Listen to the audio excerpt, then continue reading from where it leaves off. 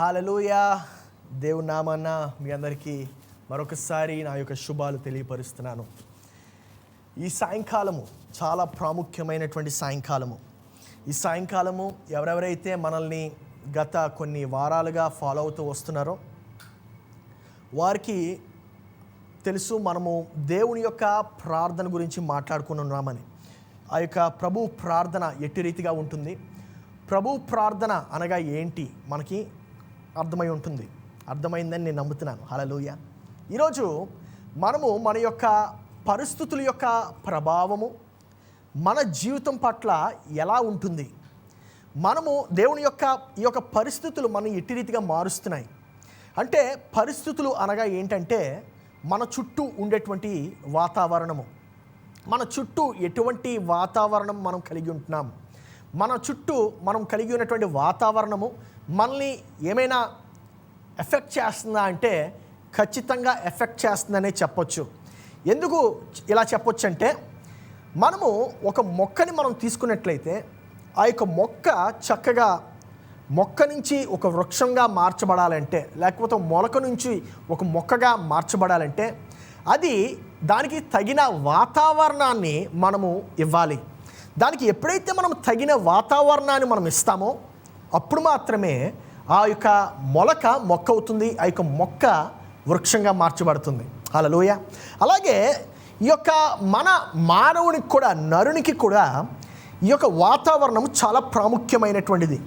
ఈరోజు నేను మాట్లాడేది చాలా మీరు ఎన్నడూ విననటువంటి వర్తమానం అయి ఉండొచ్చు. మీరు ఎప్పుడు కూడా అసలు ఏంటి నా యొక్క జీవితంలో దేవుని యొక్క సన్నిధి ఎంత ప్రాముఖ్యమా అని మీకు ఈరోజు అర్థమవుతుంది. ఎందుకంత ప్రాముఖ్యము, ఏంటి దానివల్ల వచ్చేటువంటి లాభాలు ఏంటనేది నేను మీకు తెలియపరుస్తాను. ఈరోజు అందరూ కలిసి మనము ఒక విషయం ఆలోచించాలి. ఏంటదంటే, ఆదాము పాపము చేసినప్పుడు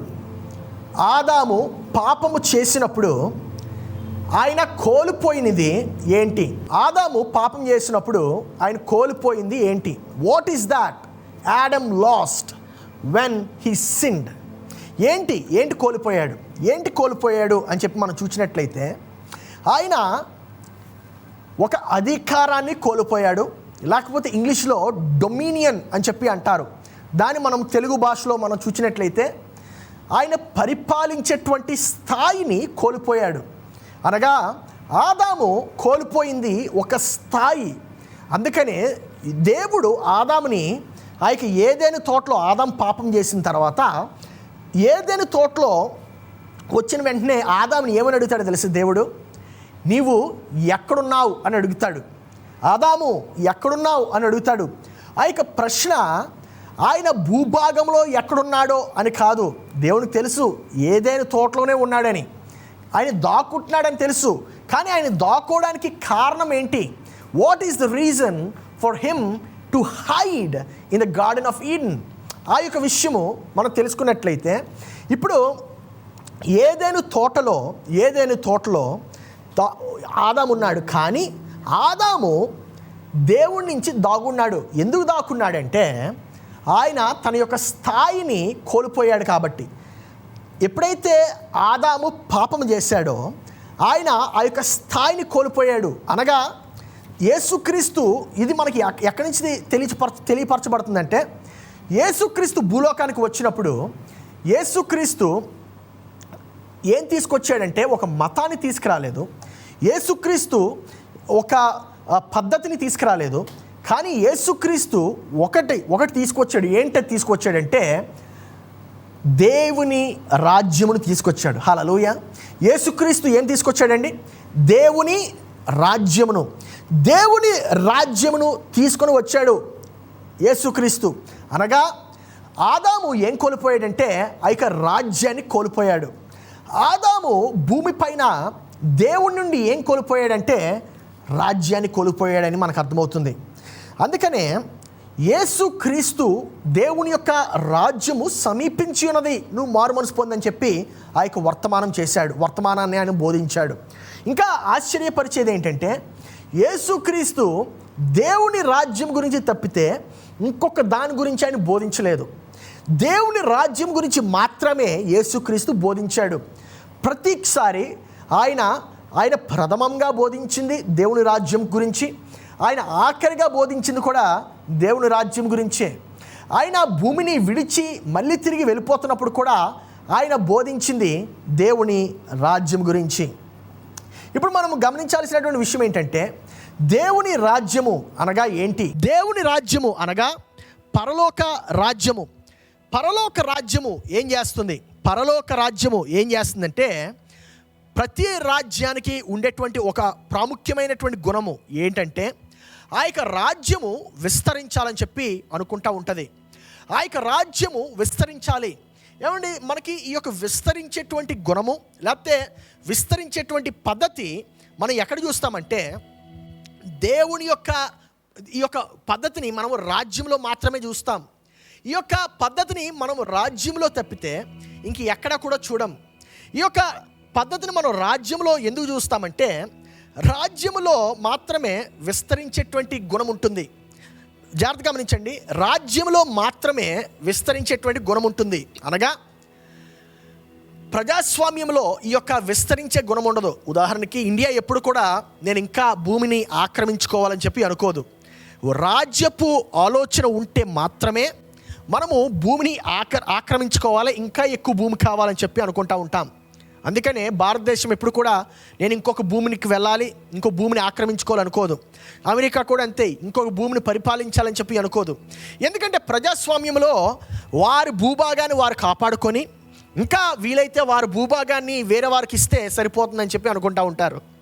కానీ పరలోక రాజ్యంలో మనం చూసినట్లయితే, పరలోక రాజ్యంలో మాత్రమే ఆ యొక్క రాజ్యంను విస్తరించేటువంటి పద్ధతి ఉంటుంది. అనగా నేను ఒక ప్రాంతం నుంచి ఇంకొక ప్రాంతానికి వెళ్ళాలి, ఆ ప్రాంతంలో కూడా నేను పరిపాలించాలి అనేటువంటి ఆ యొక్క ఆలోచన ఉంటుంది. ఎందుకు పరిపాలించాలి అంటే, అది వారి యొక్క స్వార్థం గురించి కాదు, కానీ మంచి పరిపాలన ఎక్కువ మంది జనానికి దయచేయాలి అనేటువంటి ఆలోచనతో ఈ యొక్క ఆలోచన ఉంటుంది. ఇప్పుడు ఆదాము పాపం చేసినప్పుడు ఆదాము ఒక మతాన్ని ఆయన కోల్పోలేదు, లేకపోతే ఆయన పరలోకం నుండి పడిపోలేదు. ఆయన భూమి మీదే ఉన్నాడు, భూమిపైనే ఆయన యొక్క పరిపాలన కొనసాగిస్తూ ఉన్నాడు. ఇంకా మనం చూసినట్లయితే ఆదాము ఆయన పాపం చేయటం వలన ఆయన దేవుని రాజ్యాన్ని కోల్పోయాడు. హల్లెలూయా. జాగ్రత్తగా గమనించండి, దేవుని రాజ్యాన్ని ఎలా కోల్పోయాడంటే, దేవుని యొక్క సన్నిధిని కోల్పోయాడు. దాని ద్వారా దేవుని రాజ్యాన్ని కోల్పోయాడు. అందుకనే ఆదాము పరలోకం నుండి పడిపోలేదు, కానీ ఆదాము రాజ్యపు స్థాయి నుంచి పడిపోయాడు. అంటే ఆయన యొక్క స్థాయిని ఆయన కోల్పోయాడు. ఇంకా మనం చూద్దాము. నేను ఒక మంచి ఉదాహరణ చెప్తే అర్థమవుతుంది. ఆదాము తనకు తానే ఇండిపెండెన్స్ ప్రకటించేసుకున్నాడు, తనకి తానే స్వతంత్రాన్ని ప్రకటించేసుకున్నాడు. ఎక్కడి నుంచి స్వతంత్రాన్ని ప్రకటించుకున్నాడంటే, పరలోక రాజ్యం నుండి స్వతంత్రాన్ని ప్రకటించేసుకున్నాడు. అర్థమవుతుందా? ఆదాము పరలోక రాజ్యం నుండి స్వతంత్రాన్ని ఎలా ప్రకటించుకున్నాడంటే, ఆయన ఇకపై నేను మీ ఆజ్ఞలను గైకొనను, కానీ నేను నా యొక్క స్వతహా నా ఆజ్ఞల్ని మాత్రమే నేను గైకొని ఉంటానని చెప్పి ఆదాము చెప్పుకున్నాడు. ఎలాగా అది అర్థమవుతుందంటే, జాగ్రత్తగా నేను ఒక ఉదాహరణ చెప్తాను. భారతదేశము దాని యొక్క స్వతంత్రాన్ని ఎప్పుడు పొందుకుంది? ఆగస్టు 15, 1947 సంవత్సరంలో కరెక్ట్గా 12 గంటలకు అర్ధరాత్రి 14వ తారీఖు నుంచి 15వ తారీఖు ఎప్పుడైతే ఆ యొక్క తేదీ మారిందో, అప్పుడు మన యొక్క జెండా అక్కడ రాష్ట్రపతి భవన్ ఆ యొక్క రెడ్ ఫోర్ట్ దగ్గర ఎగిరింది. దాని అర్థం ఏంటంటే, ఇకపై మేము బ్రిటిష్ వారి యొక్క పరిపాలన, ఆ యొక్క రాజ్య పరిపాలన కింద లేము, కానీ ఇప్పటి నుంచి మాకు మేమే ఒక స్వంత రాజ్యము అని చెప్పి మనం ప్రకటించుకున్నాం. దాని తర్వాత 1956లో మనం ప్రజాస్వామ్యం అయ్యాము. 1947వ సంవత్సరంలో మాత్రము మనము ఈ యొక్క భూభాగాన్ని స్వతంత్రం మాత్రమే ప్రకటించాం. ఈ యొక్క స్వతంత్రాన్ని ప్రకటించే ప్రక్రియ ఆ యొక్క అర్థం ఏంటంటే, మేము ఇప్పటి నుంచి బ్రిటిష్ వారి యొక్క కాన్స్టిట్యూషన్ని, ఆ యొక్క రాజ్యాంగాన్ని మేము ఫాలో అవ్వము. ఇప్పటి నుంచి మా యొక్క స్వంత రాజ్యాంగాన్ని మేము ఫాలో అవుతామని చెప్పి దాని యొక్క అర్థం అన్నమాట. అంటే మేము బ్రిటిష్ వారి యొక్క ఆజ్ఞలు గైకొనము, మా స్వంత ఆజ్ఞలు మేము తయారు చేసుకొని మా స్వంత ఆజ్ఞలు మేము గైకుంటామని చెప్పి మనం నిశ్చయించుకున్నాం. అప్పుడు ఏమైందంటే బ్రిటిష్ వారు భారతదేశానికి స్వతంత్రం ఇచ్చేశారు. ఇదే పద్ధతి ఆదాముకి దేవునికి అయ్యింది. అప్పటి వరకు ఆదాము దేవుని యొక్క ఆజ్ఞల్ని గైకొని, అప్పటి వరకు ఆదాము దేవుని యొక్క రాజ్యంలో పాలుభాగస్తుడై ఉన్నాడు. కానీ ఎప్పుడైతే ఆదాము మరియు అవ్వ ఇద్దరూ కలిసి ఆ యొక్క దేవుని యొక్క ఆజ్ఞను వ్యతిరేకించారో, దేవుని యొక్క ఆజ్ఞను ఉల్లంఘించారో, అప్పుడు వారు దేవుని యొక్క రాజ్యం నుండి వారు స్వతంత్రాన్ని ప్రకటించేసుకున్నారు. లూకా సువార్త 19వ అధ్యాయము 10వ వచనంలో మనం చూద్దాం. లూకా సువార్త 19వ అధ్యాయము 10వ వచనంలో దేవుడు యేసుక్రీస్తు ఏమని చెప్పాడో చూద్దాం. నశించిన దానిని వెదకి రక్షించుటకు. అక్కడ ఆగుదాం, అక్కడే ఉంది మన యొక్క సమాధానము. జాగ్రత్తగా వినండి. యేసుక్రీస్తు లోకానికి ఎందుకు వచ్చాడు? నశించిన దానిని అని రాయబడి ఉంటుంది అక్కడ. ఇప్పుడు నశించినటువంటి మనిషి కొరకు అని చెప్పి రాయబడలే. హల్లెలూయా. నశించిన దానిని అనగా ఏంటో తెలుసా? ఏంటి నశించిందంటే ఆ యొక్క రాజ్యపు స్థాయిని నశించిపోయాం, మనము కోల్పోయాం. మనం ఏంటి నశించిపోయిందంటే భూమి పైన దేవుని యొక్క పరిపాలన నశించిపోయింది. భూమి పైన దేవుని యొక్క అధికారము నశించిపోయింది. దాన్ని మళ్ళీ వెదకి రక్షించుటకు. రక్షణ అనగా ఏంటంటే మళ్ళీ తిరిగి తేవటం, ఒరిజినల్ ప్లాన్ని తిరిగి తేవటం, దాన్నే రక్షణ అంటాం. రక్షణ అనగా నీవు ఒక స్థాయి నుంచి పడిపోతే ఒక మనిషి వచ్చి నీవు పడిపోయినటువంటి స్థాయి నుంచి మళ్ళీ తిరిగి ఆ యొక్క ఒరిజినల్ స్థాయిలో పెట్టడం. ఉదాహరణకి నువ్వు ఒక గుంటలో పడిపోయావు. ఆ యొక్క గుంటలో పడిపోతే నేను చక్కగా వచ్చి మీకు తాడిచ్చి మిమ్మల్ని రక్షించాను. అర్థమైందండి? ఇప్పుడు రక్షణ అనగా అది. రక్షణ అనగా నువ్వు ఏ స్థాయి నుంచి అయితే పడిపోయావో ఆ స్థాయికి తిరిగి మళ్ళీ పెట్టడం. ఆదాము ఆ యొక్క దేవుడు పెట్టినటువంటి స్థాయి నుంచి పడిపోయాడు. ఆదాము ఆ యొక్క రాజ్యము భారం నుంచి పడిపోయాడు. ఆదాము దేవుడు పెట్టినటువంటి దేవుడు ఆలోచన కలిగి ఏ ఆలోచనలో అయితే ఆదాము నువ్వు పెట్టాడో ఆ యొక్క ఆలోచన నుంచి పడిపోయాడు. ఇది చాలా ప్రాముఖ్యమైనటువంటి విషయం. మనం మానవులందరము కూడా రకరకాల మతాలు మనం సృష్టించుకున్నాం. రకరకాల మతాలు. ఒకరు హిందూ అని, ఒకరు ముస్లిం అని, ఒకరు క్రైస్తవులని, మా మతం గొప్పది మా మతం గొప్పది అని చెప్పి మనము రకరకాలుగా ప్రకటించుకుంటూ వచ్చాం. కానీ మనం గమనించాల్సింది ఏంటంటే మనము మతాన్ని కోల్పోలేదు, కానీ రాజ్యాన్ని కోల్పోయాం. మనము మార్గాన్ని కోల్పోయాం. మనము ఏం కోల్పోయామంటే దేవుడి యొక్క రాజ్యాన్ని కోల్పోయాం. హల్లెలూయా. దేవుడు ఏదైతే నశించిపోయిందో అది జాగ్రత్తగా గమనించండి. దేవుడు నశించిపోయిన దానిని వెదకి రక్షించుటకు వచ్చాడు. అంతేగాని దేవుడు నశించిపోయిన మానవుడి గురించి రాలేదు. అంటే మానవుడు నశించిపోలేదు, మానవుల్లో ఉండేటువంటి ఒక గొప్ప విషయం నశించిపోయారు. ఏంటదంటే ఇప్పుడు స్వతంత్రం గురించి మనం కొంచెం అర్థం చేసుకోవడానికి ప్రయత్నిద్దాం. స్వతంత్రం అనగా ఏంటి? ఒక దేశం పరిపాలించాలంటే, ఒక రాజ్యము ఇంకొక దేశాన్ని ఇంకొక రాజ్యాన్ని పరిపాలించాలంటే, ఇంకొక ప్రాంతాన్ని పరిపాలించాలంటే అన్నిటికన్నా ప్రాముఖ్యమైనటువంటి వ్యక్తి ఒకడు ఉంటాడు. సరిగ్గా పరిపాలన జరుగుతుందా లేదా, ఆ యొక్క రాజుగారి యొక్క ఆలోచనను చక్కగా నిర్వర్తిస్తున్నాడా లేదా అనేటువంటి వ్యక్తి ఒక ఆయన ఉంటాడు. ఆ వ్యక్తి చాలా ప్రాముఖ్యము. ఆ వ్యక్తి గురించి మనం తెలుసుకుందాం ఒకసారి. ఎవరా వ్యక్తి అంటే గవర్నర్. ఎవరైనా గవర్నర్. మన భారతదేశంలో చూసినట్లయితే 1900 తెలుగులో గవర్నర్ని అధిపతి అని చెప్పి పిలుస్తూ ఉంటాం. మనకి ఇప్పుడు ప్రతి రాష్ట్రానికి ఒక్కొక్క గవర్నర్ ఉంటాడు. అలాగే మన దేశానికి కూడా ఒక గవర్నర్ ఉంటాడు, కానీ ఆయనకి వేరే పేరు పెట్టాం మనం. ఏంటదంటే ప్రెసిడెంట్. ఆ ప్రెసిడెంట్ లేకపోతే ఆ యొక్క గవర్నర్ ఏం చేస్తాడంటే, ఆ యొక్క ప్రైమ్ మినిస్టర్ మన దేశంలో అందరికన్నా ప్రాముఖ్యమైనటువంటి వ్యక్తి ప్రైమ్ మినిస్టర్. ఆ యొక్క ప్రైమ్ మినిస్టర్ ఏం చేస్తాడంటే, మన భారతదేశంలో జరిగినటువంటి సంఘటన చూద్దాం.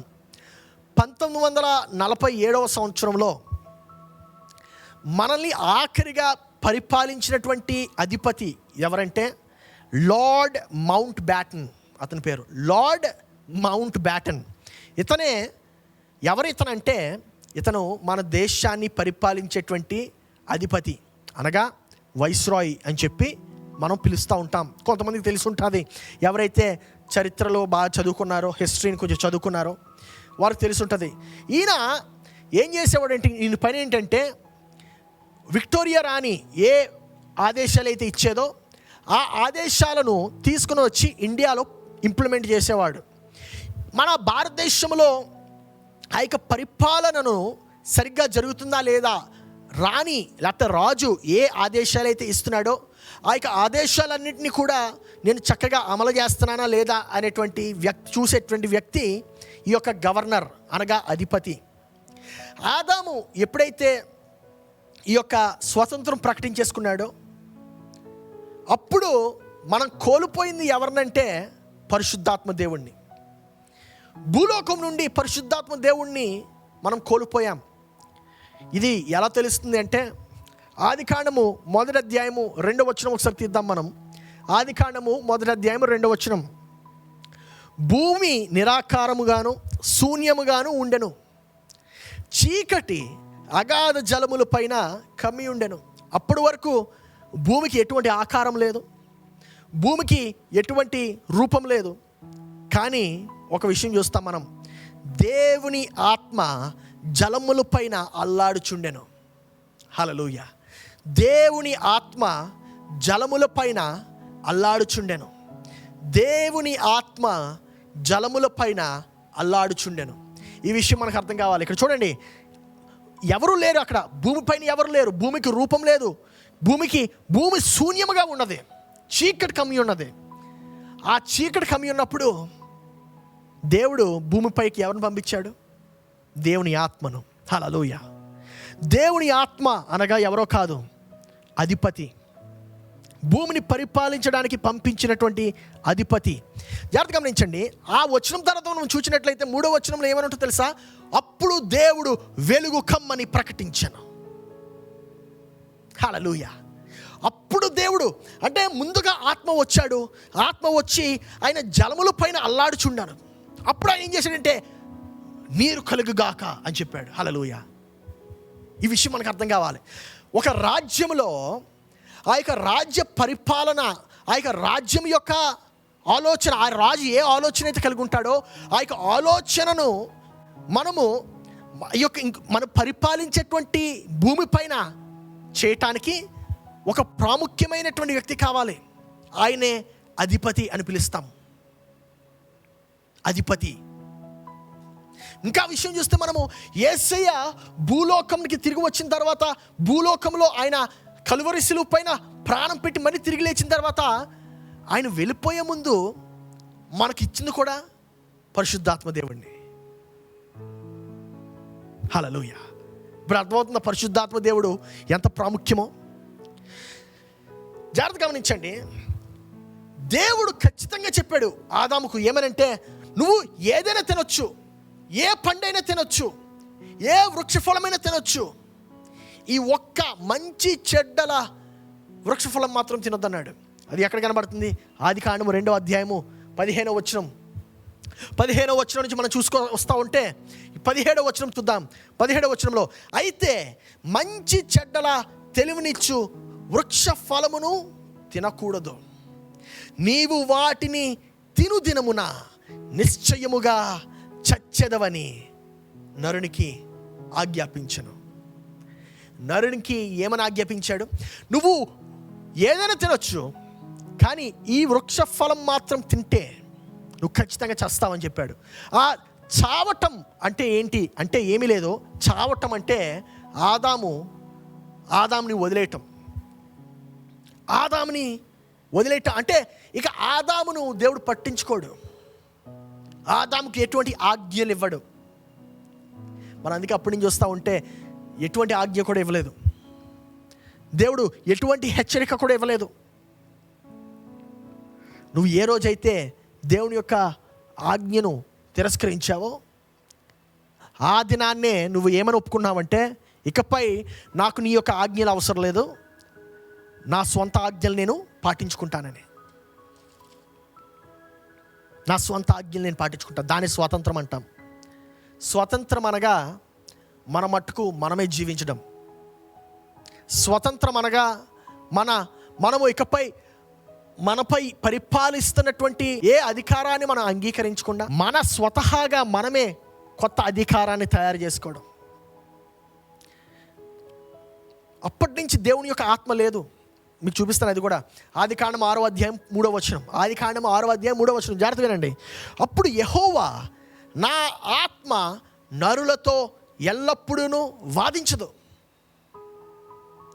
దేవుడు క్లియర్గా చెప్పేశాడు, ఇకపై నా ఆత్మ వాదించదు. ఎందుకు వాదించదంటే, మీరు స్వాతంత్రం ప్రకటించేసుకున్నారు, నా ఆజ్ఞలు మీరు గైకొనట్లేదు.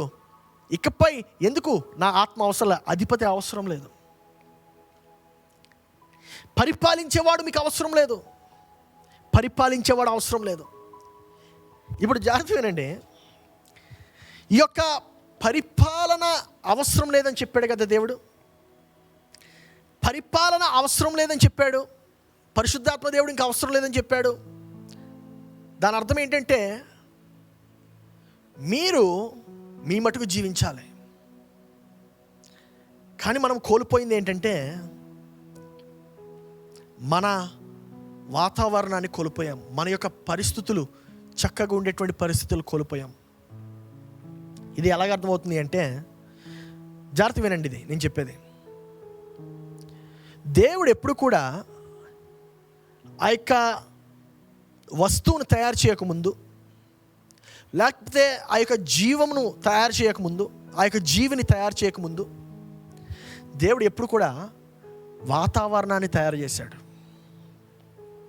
అంటే వాతావరణము ఆ యొక్క జీవిని బ్రతికించడానికి చాలా అవసరము. అర్థమవుతుందండి? వాతావరణము జీవిని బ్రతికించడానికి చాలా చాలా అవసరము. ఎలా అర్థమవుతుంది? చేపని నీటి నుంచి తీస్తే ఏమవుతుంది? చనిపోతుంది. మొక్కలు అన్నీ తీసేస్తే ఏమవుతుంది? మేకలు చచ్చిపోతాయి. ఆ యొక్క భూమి నుండి, ఆ యొక్క మంటి నుండి ఆ యొక్క వృక్షాన్ని తీసేస్తే ఏమవుతుంది? వృక్షం చచ్చిపోతుంది. సూర్యకిరణాలు ఆ యొక్క మొక్కకి తగలపోతే ఏమవుతుంది? చనిపోతుంది. అదే రీతిగా మనల్ని ఆయన తేక ముందు, మనల్ని సృష్టించక ముందు ఆయన దేని సృష్టించాడో తెలుసా? ఏదేనును సృష్టించాడు. ఏదేనును సృష్టించాడు. అంటే దాని అర్థం ఏంటంటే, దేవుడికి తెలుసు మనకి ఆయన యొక్క సన్నిధి కావాలని. దేవుడికి తెలుసు మనకి అన్నిటికన్నా ప్రాముఖ్యమైనది మన యొక్క పరిస్థితులు, మన యొక్క వాతావరణం అని. అందుకే ఆదాము ఏదేను తోట నుండి బయటకు వెళ్ళిపోగానే అక్కడ ఆర్డర్ పోయింది. ఏమైంది? మీకు బైబిల్ తినే అవసరం లేదు, చెప్తేనే మీకు అర్థమైపోద్ది. ఎప్పుడైతే ఆదాము స్వతంత్రం ప్రకటించుకున్నాడో, అనగా దేవుని ఆజ్ఞను ఎప్పుడైతే అతిక్రమించాడో, ఏమైందో తెలుసా? నింద మొదలైంది. అప్పటి వరకు ఒక్క నింద కూడా లేదు. కానీ ఎప్పుడైతే ఆదాము దేవుని యొక్క రాజ్యం నుండి దూరం పరచబడ్డాడో, పరిశుద్ధాత్మ దేవుడు ఆదామును విడిచి వెళ్ళిపోయాడో, అప్పుడు దేవుడు అడిగాడు, ఆదాము ఎక్కడున్నావు? నేను దాక్కుని ఉన్నానండి. ఎందుకు దాక్కున్నావు? ఇదిగో నువ్వు నాకు ఒక భార్యని ఇచ్చావు కదా, ఆ భార్య నాకు వృక్షాన్ని, ఈ వృక్ష ఫలము ఏదైతే నువ్వు తినొద్దన్నావో అది ఇచ్చింది, అది నాకు తినిపించేసింది. నింద. అప్పటి వరకు ఒక నింద లేదు, ఒక పాపం లేదు, ఒక అపరాధం లేదు. The first thing. ఇంకా చూద్దాము, ఇంకా ఏమైంది? నరహత్య అయింది. కయ్యను హేబేల్ను చంపేశాడు. there was a murder. When there is no order, your power will be abused. When there is no order, ఎప్పుడైతే అక్కడ ఒక క్రమము, ఒక అధికారము ఉండదో, ఖచ్చితంగా అక్కడ పద్ధతిని కోల్పోతావు. ఆ యొక్క క్రమమును కోల్పోయినప్పుడే నరహత్యలు జరుగుతాయి. మనం కోల్పోయింది దేవుని యొక్క సన్నిధిని, పరిశుద్ధాత్మ దేవుణ్ణి. ఈయన్నే నేను అధిపతి అని పిలుస్తున్నాను. అధిపతి. హల్లెలూయా. ఆ అధిపతిని కోల్పోయాం మనం. ఆ అధిపతిని యొక్క సన్నిధిని కోల్పోయాం. ఎవరైతే మనల్ని పరిపాలిస్తున్నాడో ఆయన కోల్పోయాం. ఆయన ప్రతి క్షణము నువ్వు ఇలా చేయి, నువ్వు అలా చేయి అని చెప్తా ఉంటాడు. ఆయన కోల్పోయాము. అందుకే దేవుడు మనల్ని వెళ్ళిపోతున్నప్పుడు నేను ఒక ఆదరణకర్తను పంపిస్తానని చెప్పాడు. హల్లెలూయా. ఆయన మిమ్మల్ని సత్యంలోకి నడిపిస్తాడు. ఆమేన్. చూడండి ఎంత అద్భుతమైనటువంటి విషయం. ఎందుకు సత్యంలోకి నడిపిస్తాడంటే ఆ సత్యము మిమ్మల్ని స్వతంత్రులుగా చేస్తుంది. హల్లెలూయా. స్వతంత్రము అనగా ఇక్కడ మళ్ళీ తిరిగి దేవుని రాజ్యంలో చేర్చబడటం. హల్లెలూయా. ఎంత అద్భుతమైనటువంటి విషయం అండి. మనము పరిశుద్ధాత్మ దేవుణ్ణి మన యొక్క అవిధేయత ద్వారా మనం దూరపరుచుకుంటాం.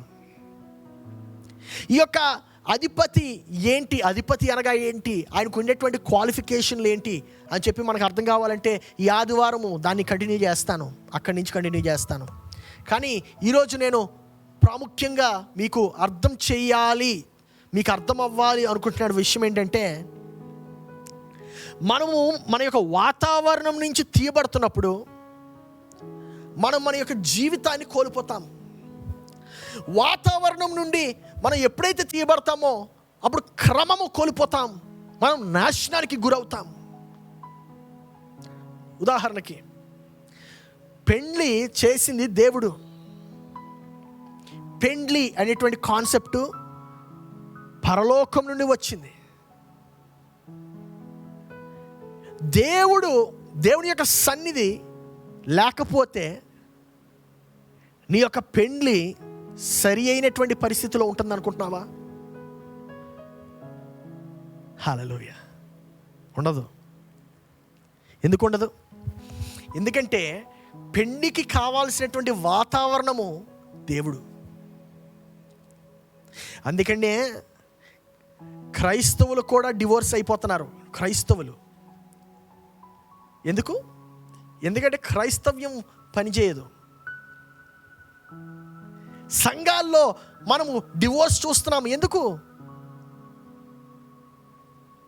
దేవుడు మనకి మతాన్ని తీసుకురాలేదు, దేవుడు మనకి ఒక రాజ్యాన్ని తీసుకొచ్చాడు. హల్లెలూయా. ఒక మతాన్ని తీసుకువచ్చినట్టయితే మతం పనిచేసిందా? చెప్పండి. ఇప్పుడు క్రైస్తవ సంఘాల్లో డివోర్సులు లేవా, విడాకులు లేవా, గొడవలు లేవా, నరహత్యలు లేవా, ఒకరి మీద ఒకరు దూషించుకోవట్లేదా? అవన్నీ జరుగుతున్నాయి. అదే పరిస్థితి. నేను చెప్తున్నాను, మతం వేరు, రాజ్యం వేరు. అన్ని మతాలు ఒకటే. అన్ని మతాలు ఒకటే, అన్ని నాశనానికే తీసుకువెళ్తాయి. కానీ రాజ్యము వేరు. యేసుక్రీస్తు ఒక రాజు అయి ఉన్నాడు, అది మనం గుర్తుపెట్టుకోవాలి. యేసుక్రీస్తు రాజు అయి ఉన్నాడు. ఆయన నిజమైనటువంటి వ్యక్తి.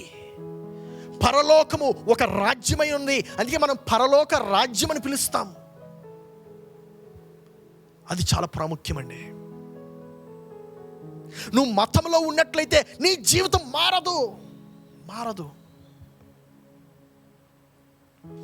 చాలామంది అనుకుంటా ఉంటారు, పాస్టర్ గారు ఏంటో చెప్తున్నారు, మీకు ఎందుకు, నేను చాలా స్లోగా తీసుకెళ్తున్నాను ఈ సబ్జెక్ట్ని, ఫౌండేషన్ మీకు వేస్తున్నాను ఈరోజు. ఎందుకంటే మీకు అర్థం కావాలి. మన మనసులోకి చాలా ఎక్కేసింది మతము, ఈ యొక్క మంత్రాలు, ఈ యొక్క ప్రార్థన, ఇవన్నీ మనకి రకరకాలుగా మనం అర్థం చేసేసుకున్నాం. నిజమైనటువంటి ఒరిజినల్ ఐడియాని మనం అర్థం చేసుకోలేదు.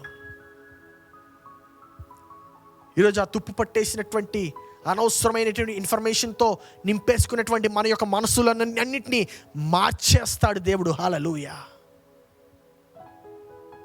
ఏ మతం పనిచేయదు, ఏ మతం పనిచేయదు.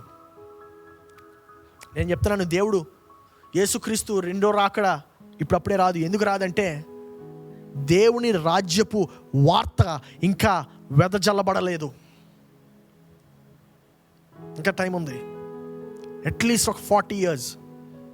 ఎందుకంటే ఈ యొక్క వార్త ప్రపంచ నలుమూలల చాటింపబడాలి. హల్లెలూయా. ప్రపంచ నలుమూలల చాటింపబడాలి. ఏదైతే దేవుడు ఒక జీవిని తయారు చేయకముందు దేవుడు ఎప్పుడు కూడా ఆ యొక్క పరిస్థితులను తయారు చేస్తాడు, ఆ యొక్క వాతావరణాన్ని తయారు చేస్తాడు. ఏదైతే ఆ యొక్క జీవి బ్రతకడానికి కావాలో దాన్ని తయారు చేస్తాడు. దేవుడు అలాగే ఏదేనును తయారు చేశాడు. ఏదేను మనం ఎక్కడ వెతికినా కనబడదు. ఏదేను మనకు కనబడదు. ఎందుకో తెలుసండి, ఏదేను ఒక ఫిజికల్ ఫామ్ కాదు. ఏదేను అనగా ఏంటో తెలుసా? పరలోక రాజ్యానికి యాక్సెస్, అధికారము. పరలోక రాజ్యానికి ద్వారం, అది ద్వారము. ఏదేను అనగా అది ఒక మార్గం కాదు, ఒక కిటికీ కాదు, ఫిజికల్ కిటికీ కాదు.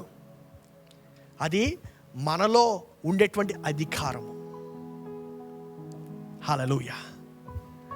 నేను మాట్లాడుతున్న విషయం మీకు అర్థమవుతుంది అనుకుంటా. చాలా స్లోగా తీసుకువెళ్తున్నాను, ఎందుకంటే మీరు దీన్ని అర్థం చేసుకోవాలి, దీన్ని జీర్ణించుకోవాలి మీలో. మీ యొక్క వ్యక్తిగత జీవితాలు, మీరు క్రైస్తవులు అయినప్పటికీ ఎందుకు బాగుపడట్లేదు? మీ యొక్క వ్యక్తిగత జీవితము, మీరు ఏ మతానికి చెందిన ఎందుకు బాగుపడట్లేదు? ఎందుకంటే మతము పనిచేయదు. అందుకే నేను ఖచ్చితంగా చెప్తా ఉంటాను, నేను ఏ మతానికి చెందినటువంటి వ్యక్తిని కాదని.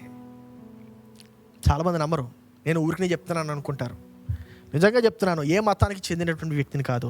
నేను హిందువులతో కలిసిపోతాను, ముస్లింలతో కలిసిపోతాను, క్రైస్తవులతో కలిసిపోతాను, ఎవరితో నేను కలిసిపోతాను. ఎందుకంటే నేను ఒక రాజ్యానికి చెందినటువంటి వ్యక్తిని. హల్లెలూయా. నేను పనిచేసేది, నేను రిప్రజెంట్ చేసేది ఒక రాజ్యాన్ని. మీరు నమ్ముతున్నారా పరిశుద్ధాత్మ దేవుడు నిజమైనటువంటి వాడని? మీరు నమ్ముతున్నారా దేవుని యొక్క ఆత్మ నిజమైనటువంటిదని? ముందు మీరు దీన్ని అర్థం చేసుకోవాలి. పరలోక రాజ్యం అనేది ఒక రాజ్యము. రాజ్యం అనగా ఏంటో తెలుసండి? ఒక system. It is a system. దేవుని యొక్క ఉద్దేశము, ప్రథమ ఉద్దేశము, ఆదిమ ఉద్దేశం ఏంటంటే ఆ యొక్క పరలోక రాజ్యము. దేవుని యొక్క ప్రార్థన నుంచి అర్థమవుతుంది మనకి అది. నీ రాజ్యము వచ్చునుగాక, నీ చిత్తము పరలోకమందు నెరవేర్చబడుతున్నట్లు భూమి యందు నెరవేర్చబడునుగాక. యేసుక్రీస్తు నేర్పించినటువంటి ప్రార్థన. ఆ ప్రార్థన మనం ఎప్పుడు అర్థం చేసుకోలే. మనం ఎంతసేపు ఇక్కడి నుంచి పరలోకం వెళ్ళాలని చెప్పి మనం ఆశపడుతూ ఉంటాం. ఇక్కడి నుంచి పరలోకం వెళ్ళడం కోసం నేను దేవుడు తయారు చేయని అవసరం లేదు, పరలోకంలోనే సృష్టించవచ్చు. నేను భూమిలో సృష్టించాడు, భూమిలో సృష్టించి ఆయన యొక్క అధికారం నీకు ఇవ్వడానికి ఆయన సిద్ధంగా ఉన్నాడంటే పరలోక రాజ్యము భూలోకానికి ఖచ్చితంగా వస్తుంది. ఎలా వస్తుంది అని చెప్పి మీరు ఆలోచిస్తున్నారేమో. మీలాగే చాలామంది ఆలోచించారు. దానికి సమాధానము ఆదివారం చెప్తాను. హల్లెలూయా. జాగ్రత్త వినండి. దేవుడు ఎప్పుడైతే ఈ యొక్క పరిస్థితులు, వాతావరణాన్ని తయారు చేస్తాడో, ఎందుకు తయారు చేస్తాడంటే ఆ యొక్క జీవము చక్కగా ప్రవహించడానికి, ఆ యొక్క జీవి చక్కగా బ్రతకడానికి. ఏ పద్ధతి అయితే దేవుడు అనుకుంటున్నాడో ఆ యొక్క పద్ధతి సక్రమంగా జరగడానికి. దేవుడు నక్షత్రాలు తయారు చేయకముందు ఆయన ఫర్మనెంట్ని తయారు చేశాడు. ఫర్మనెంట్ని తీసేస్తే నక్షత్రం ఉంటుందా? ఉండదు, నాశనం అయిపోతుంది, బొగ్గులాగా మారిపోద్ది నక్షత్రం. This is what science says. మట్టిని తీసేస్తే మొక్క ఉంటుందా? మొక్క ఉండదు, చచ్చిపోతుంది. అలాగే మొక్కలు తీసేస్తే జంతువులు బ్రతుకుతాయా? బ్రతకవు. ఏ జీవికి ఏ వాతావరణం అయితే కావాలో దాన్ని తయారు చేశాడు. అలాగే ఆదాములో నుండి ఆదాముకు కావాల్సినటువంటి వాతావరణం ఏంటంటే ఏదేను వనము అని చెప్పి మనం పిలుస్తాం. వనము అనగా ఒక ప్రాంతము. ఏదేను అనగా దేవుని రాజ్యానికి, దేవుని అధికారానికి ఒక యాక్సెస్. హల్లెలూయా. ఒక ఉంగరం ఉంటుంది ప్రతి గవర్నర్కి, పరిపాలించేటువంటి. ఉదాహరణకి కైసరు పిలాతును మనం చూసినట్లయితే, కైసరు ఎవరంటే రోమీల రాజ్యానికి అధిపతి. ఆయన ద ఎంపరర్, ఆయనే ద మెయిన్. పిలాతు ఎవడు? పైలట్. ఎవరంటే కైసరు యొక్క ఉద్దేశాలను ఇంకొక ప్రాంతానికి తీసుకువెళ్ళి ఆ యొక్క ప్రాంతంలో కైసరు అనగా సీజర్ యొక్క ఆలోచనలను ఇంప్లిమెంట్ చేసేటువంటి వ్యక్తి. అందుకే యేసుక్రీస్తు పిలాతు దగ్గరికి వెళ్తాడు. ఎందుకు? కైసర్ దగ్గరికి వెళ్ళిన అవసరం లే, పిలాతు దగ్గరికి వెళ్తే కైసర్ దగ్గరికి వెళ్ళినట్టే. ఇప్పుడు అర్థమైందా? పరిశుద్ధాత్మ దేవుని దగ్గరికి వెళ్తే దేవుని దగ్గరికి వెళ్ళినట్టే. హల్లెలూయా. నీ ఫోన్ ఉందా? నీ ఫోన్ ఉంటే దాన్ని తీసుకెళ్ళి ఒకసారి వాటర్లో పడి ఏమవుతుంది? ఫోన్ మాయమైపోద్దా? మాయమవదు, ఉంటుంది. కానీ దాని ఫంక్షనింగ్లో ఫాల్ట్ వస్తుంది. దాన్నే మాల్ ఫంక్షన్ అంటాం. అంటే ఫోన్ ఏ వాతావరణంలో అయితే, ఏ పరిస్థితుల్లో అయితే ఉండాలో, ఏ పరిస్థితులు అయితే వాడబడాలో, ఆ యొక్క పరిస్థితుల నుండి అది ఉండకూడనటువంటి పరిస్థితుల్లోకి మార్చబడినట్లయితే అది మాల్ ఫంక్షన్ అవుతుంది. కొన్నిసార్లు పని చేయకపోవచ్చు కూడా. మానవులు మనం కూడా అంతే. మనము ఏ పరిస్థితుల్లో అయితే ఉండాలో ఆ పరిస్థితుల్లో ఉండకుండా మనము వేరే పరిస్థితుల్లో పెట్టబడినట్లయితే అక్కడ మనము మాల్ ఫంక్షన్ అవుతాం. ఎప్పుడైతే మనము ఏదేను కోల్పోయామో, ఎప్పుడైతే పరిశుద్ధాత్మ దేవుని మనం కోల్పోయామో, అప్పటి నుంచి ఇప్పుడే చెప్పాను కదా, వెంటనే ఏమైంది? నింద మోపబడింది, హత్య చేయబడింది, అబద్ధాల ఆటం ప్రారంభమైంది. అప్పటి నుంచి మనము ఇంకా ఆ అబద్ధాలనే చక్కగా ఎక్స్పాన్షన్ చేసుకొని, అధికం చేసుకొని, ఇంకా ఇంక్రీజ్ చేసుకొని మనం నాశనానికి గురవుతున్నాం. జాగ్రత్త గమనించండి. ఆదామును ఏదైనా వనంలో పెట్టాడు. ఆదాము అనగా పేరు కాదు, అది ఆదాము అనగా ఆది మానవుడు. అది ఆదాము అనగా. అవ్వ అనగా ఈ యొక్క సృష్టి అంటే జీవము, ఆమె నుంచి వచ్చేటువంటి ఆ స్త్రీ, ఆ మనిషి, ఆ నరుడు అవ్వ. దీన్ని మనం ఇంకా కొనసాగిద్దాం. వచ్చే ఆదివారమున ఏదేని మనలోని తీసేస్తే ఏమవుతుంది? ఆ యొక్క దేవుడు మనల్ని ఎందుకు ఏదేనులో మనం ఉంటే మనము ఎందుకు వర్ధిల్తాము? ఏదేను నుండి తీయబడితే మనం ఎందుకు వర్ధిల్లమో నేను మీకు చెప్తాను. ఒక ఉదాహరణ చెప్పి నేను ముగించాలని చెప్పి ఆశపడుతున్నా. ఈ ఉదాహరణ చెప్తే మీకు అర్థమైపోతుంది అధికారం గురించి, ఏదేని గురించి. ఒక అమెరికన్ CIA, ఆ యొక్క సెంట్రల్ ఇన్వెస్టిగేషన్ ఏజెన్సీ వ్యక్తి, ఒక ఏజెంట్ మన భారతదేశం వచ్చాడు అనుకుందాం. భారతదేశం వచ్చి ఆయనకి ఇక్కడ ఏదో సమస్య వచ్చింది. వస్తే ఎవరో అటాక్ చేస్తున్నారు ఆయన్ని. అటాక్ చేస్తే ఆ యొక్క CIA ఏజెంట్ ఏం చేస్తాడు? వెంటనే ఫోన్ తీసి వారి యొక్క గవర్నమెంట్కి అడ్రస్ చేస్తాడు. ఆ యొక్క గవర్నమెంట్కి అడ్రస్ చేసిన వెంటనే ఏమవుతుంది? ఆ యొక్క గవర్నమెంట్ వెంటనే ఒక విమానం పంపించి ఈ యొక్క CIA ఏజెంట్ని తీసుకుని వెళ్ళిపోతుంది. లేదంటే ఒక విమానం పంపించి ఎవరైతే ఈ యొక్క CIA ఏజెంట్ని అటాక్ చేస్తున్నారో వారిని హతమారుస్తుంది. ఇక్కడ ఈ యొక్క CIA ఏజెంట్కి ఏముంది? అధికారం ఉంది. అధికారము ఫిజికలా కాదు. అర్థమైందా ఇప్పుడు ఏదేనంటే ఏంటో? ఏదేనంటే కూడా అదే. నువ్వు పరిశుద్ధాత్ముని ద్వారా పరలోక రాజ్యం యొక్క వనరులను నువ్వు ఉపయోగించుకోవడం. నువ్వు పరలోక రాజ్యం యొక్క వనరులను ఉపయోగించుకోవాలంటే ఖచ్చితంగా ఆ యొక్క ఏదేను నీకు అవసరము. ఖచ్చితంగా పరిశుద్ధాత్మ దేవుడు నీకు అవసరము. నేను మాట్లాడుతున్న అర్థమవుతుంది అనుకుంటా. ఆ యొక్క చేపని నీటి నుంచి తీసేస్తే చనిపోతుంది, మాల్ ఫంక్షన్ అవుతుంది. మాల్ ఫంక్షన్గా చనిపోతుంది ఏకంగా. ఆ యొక్క ఫర్మనెంట్ నుంచి ఆ యొక్క స్టార్స్ని తీసేస్తే బూడిద. ఇక ఆ యొక్క చక్కగా ఆ యొక్క రాత్రిపూట కనబడేటువంటి నక్షత్రాలు కనబడవు. అలాగే ఏదేను నుండి, అనగా సన్నిధి నుండి మనము నరుణ్ణి తీసేస్తే మాల్ ఫంక్షన్ స్టార్ట్ అయిపోద్ది. నా ప్రియ సహోదరి సహోదరులారా, ఈరోజు నేను చెప్తున్నాను, ఏ సైకాలజిస్టు, ఏ జీనియాలజిస్టు, ఏ గైనకాలజిస్టు, లేకపోతే ఏ సర్జన్ నీకు పరిపూర్ణమైనటువంటి సమాధానం ఇవ్వలేడు. ఒకే ఒక వ్యక్తి నిన్ను సంపూర్ణత నీలో కలిగించగలడు. ఆయన ఎవరంటే పరిశుద్ధాత్మ దేవుడు. హల్లెలూయా. ఇది ఎన్నో ఏళ్ళు రీసెర్చ్ చేసి దాచి ఈరోజు ఇప్పటి నుంచి నేను దేవుని యొక్క రాజ్యం గురించి బోధించాలని చెప్పి నేను నిర్ణయించుకున్నాను. ఎందుకంటే దేవుని యొక్క సమయము ఆసన్నమైంది. దేవుని యొక్క రాజ్యము తిరిగి రావటానికి ఆసన్నమైంది. జాగ్రత్త వినాలి, ఇది మీరు ఆషామాషి కాదు. This is a serious business. Eden తోటలో నుండి అతన్ని పంపేశాడు. ఏదేను తోటలో నుండి అతన్ని పంపేశాడు. ఎవరిని? ఆదామును. యేసుక్రీస్తుని తిరిగి మనం చూసినట్లయితే అదే అధికారాన్ని మళ్ళీ తిరిగి తీసుకొని వచ్చాడు. ఈ యొక్క వర్తమానాన్ని నేను ఇంతటితో ముగిస్తాను. మీకు అర్థమైంది అనుకుంటా ఇప్పటి వరకు నేను ఏదైతే చెప్పానో.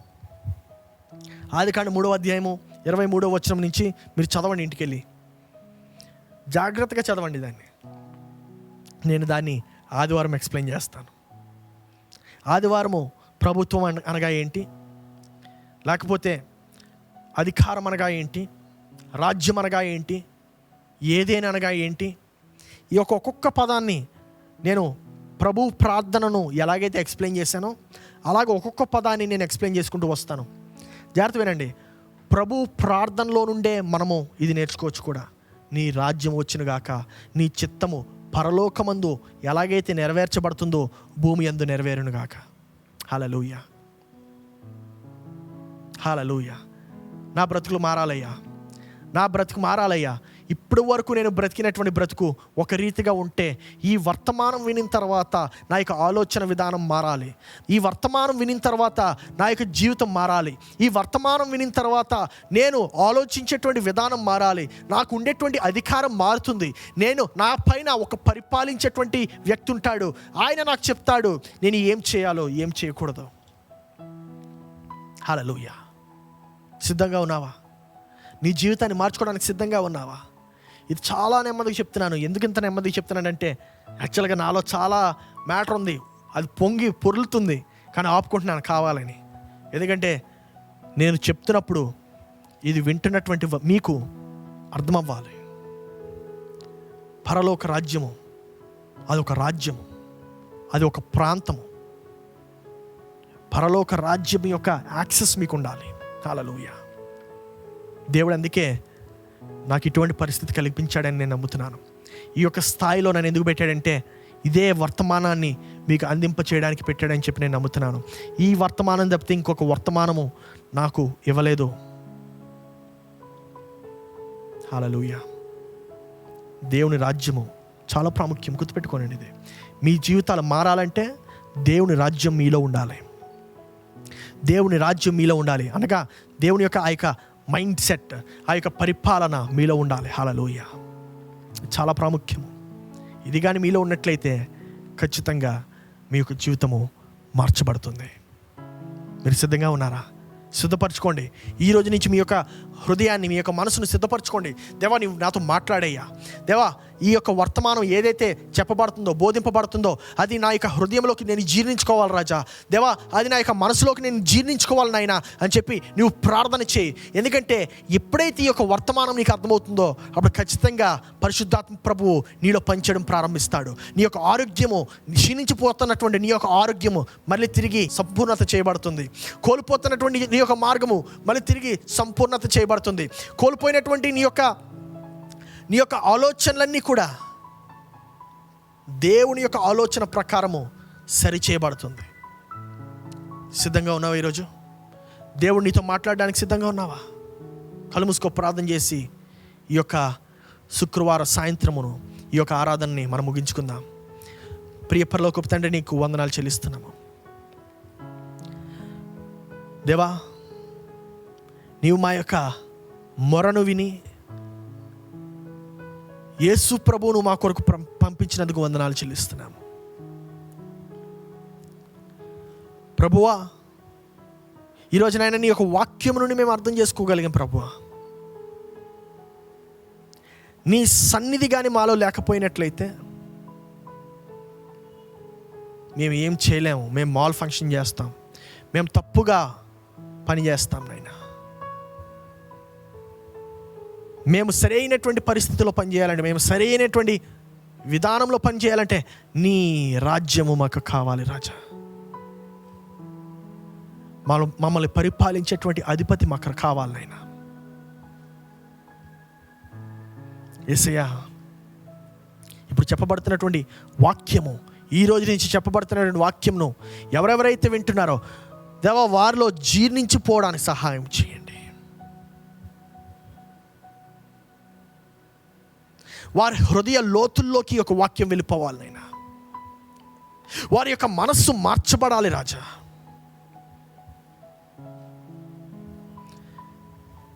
యేసయ్యా, నీ యొక్క వాక్యం సెలవిస్తుంది కదా నాయనా, ఎక్కడైతే ఇద్దరు ముగ్గురు నీ నామం కూడి ఏదైతే అడుగుతారో అది నీవు ఇస్తానని చెప్పావు. దేవా, ఈ యొక్క వాక్యము మా యొక్క హృదయాల్లోకి అర్థమయ్యేలాగిన మా యొక్క మనస్సులను సిద్ధపరచుము. మా యొక్క మనస్సులను సిద్ధపరచుము. నీకే వందనాలు, స్తోత్రాలు చెల్లిస్తున్నాం దేవా. ఈ యొక్క వాక్యం ద్వారా మేము మార్చబడి మేము నీ యొక్క రాజ్యంలో పాలు భాగము పొందుకోవడానికి సహాయం చేయము. నీకే వందనాలు, స్తోత్రాలు చెల్లిస్తున్నాం. యేసు పరిశుద్ధ నామములో అడిగి ప్రార్థిస్తున్నాము తండ్రి, ఆమెన్.